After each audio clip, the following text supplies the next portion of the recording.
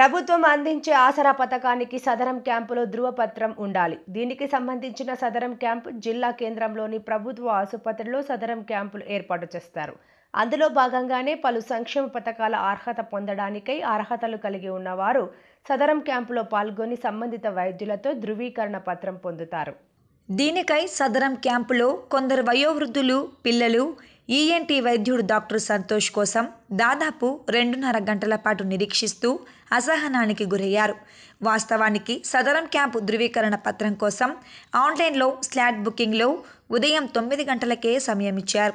దానికి అనుగుణంగా సంబంధించిన రోగులు ఉదయం 9 కంటే అరగంట ముందు నుంచే ఈఎన్టీ వైద్యుడి కోసం వేచి చూస్తున్నారు. కానీ ఉదయం 10 గంటల 45 నిమిషాలు కావస్తున్నా సదరు ఆ వైద్యుడు రాకపోవడం గమనార్హం.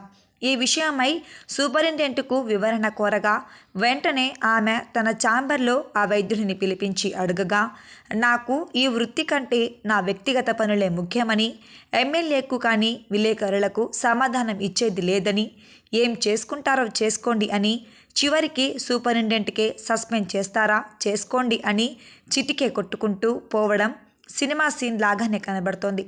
సంబంధిత అధికారులు వెంటనే స్పందించి తక్షణమే ఇట్టి నిర్లక్ష్యంగా వ్యవహరిస్తున్న బాధ్యతారహితమైన దురుసు స్వభావం కలిగినటువంటి సదరు ఈఎన్టీ వైద్యుడు సంతోష్పై క్రమశిక్షణ చర్యలు తీసుకోవాలని ప్రజలు కోరుతున్నారు.